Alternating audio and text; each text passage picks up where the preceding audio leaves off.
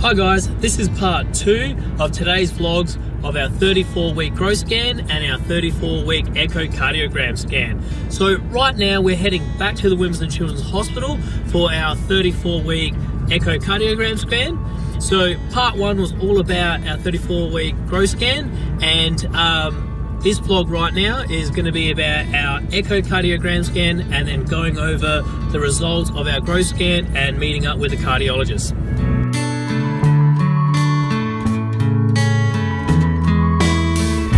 So this time round, Emily is staying with my parents so we can go to this echocardiogram scan.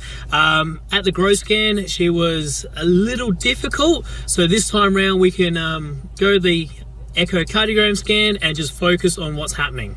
So to say that we're a little bit concerned about twin B's abnormal weight gain is an understatement. We're just a little bit freaking out now. We've had about 3 hours between scans just to think about this, and now we just can't wait to get into that appointment with the MFM doctors to go over the results of twin B's weight gain. So in regards to the echocardiogram scan, we don't expect to see anything too different with the results here. From the last scan, they got some really good pictures of what was happening with twin B's heart, and from here we don't expect to see anything changing or anything coming out any different than what they've told us. But this is just a follow-up scan, which they usually do at 36 weeks, but since we're delivering at 36 weeks, they brought it forward to 34 weeks. So it'll be a good opportunity just to meet with the cardiologist and just go over a few things in preparation for what's going to happen in the next couple of weeks.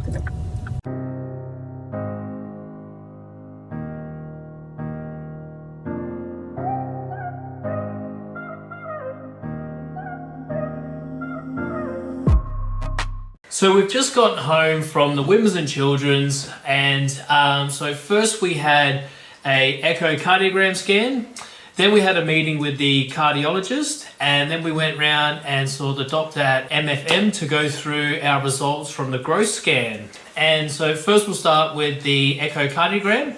So that was pretty much the same as our last couple scans. First I looked at twin A. Now twin A is positioning head down, and so twin A was quite easy to scan, and everything they saw, twin A is still perfect. And but with twin B is sitting breech and was positioned just under Ellen's ribs, and that made twin B very hard to scan. And for the specific things that they were looking for, Ellen's ribs was just getting in the way. So much so that halfway through the scan, and we're talking about like half an hour into the scan, they said, all right guys, we'll get you just to stand up and go for a walk around for 15 minutes and then come back. And by the time we came back, both the cardiologist and the sonographer had gone to do other things.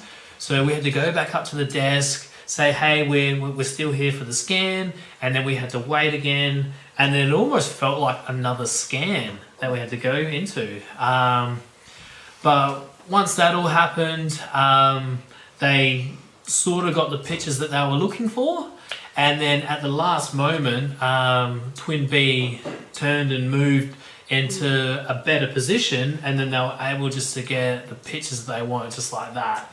Yeah. Which was really good. And like some of the things that they were looking at, where the intake was coming into the atriums, and where that was coming from, and then they were having a look at all the valves, and then they were looking at the outflow, that's, yeah. And just the VSD, and yeah. Measured the aorta and things like that. When we sat down with the cardiologist afterwards, like we sort of predicted earlier, everything that he was sort of looking at was no real surprise. They just wanted to have another sort of checkup with the heart. When we had a chat with the cardiologist, he went through a lot of stuff that we already knew, but went into a bit more depth about all the communication that they have with Melbourne, and a bit more the process and stuff like that. I think as well, he answered like, so it's, you know, we're aware that a lot of it's up in the air until the babies are born, but he like we asked him, I guess, you know, in terms of waiting for the operation, are we waiting for Twin B to become worse? Like, so basically he said no, they weren't waiting for Twin B to slowly become unwell.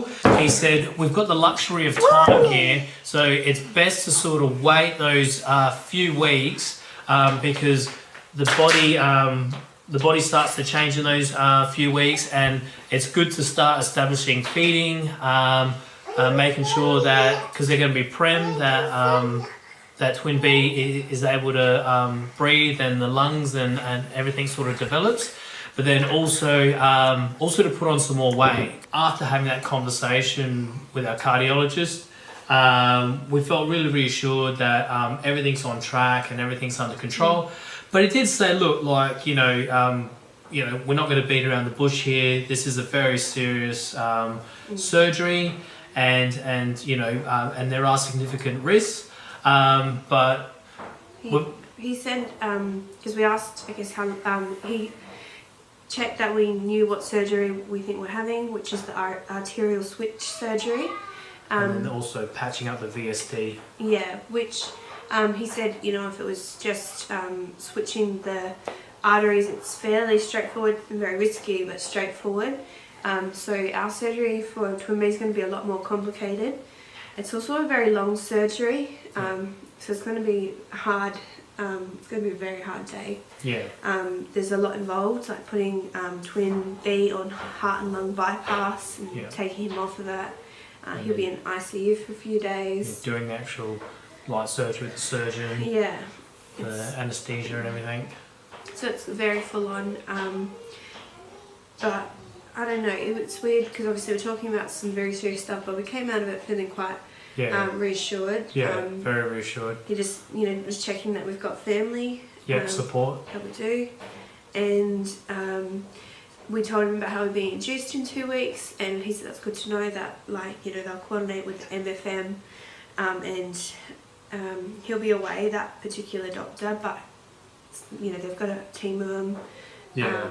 He said to make sure that, like, you know, there's always 24-hour care with the cardiologist, but then also the team, the nurses, everything. So, you know, if we happen to go, Ellen happens to go into labour at any time, everything's all under control.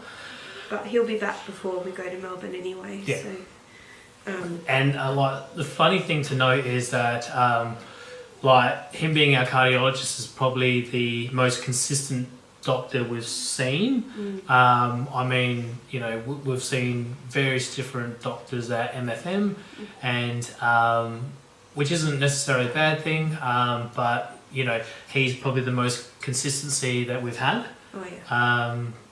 Which is, I don't know. It's reassuring, I think, because absolutely. You know, the twins have been doing well, so that they're okay. Yeah. But it's Twin B and his heart condition that is our concern. Yeah. And so, you know, that's what you want to stay consistent. Everything else, we can manage. So guys, today's vlog's actually going to turn into a 3-parter. I know in the first vlog we said it was only going to be 2, but there's just so much stuff to cover.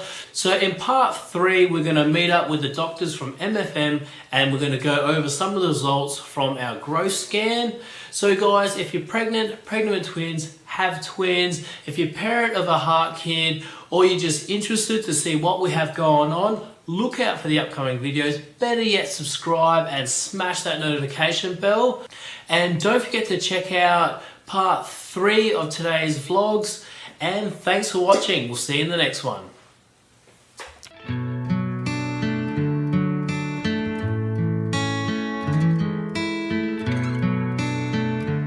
Not for the blooper reel. My face was frozen, so I was making it move. I'm still recording. Alright. It sounds bad that I'm like just harassing people for where they got milkshakes. Come on, where's the milkshakes at?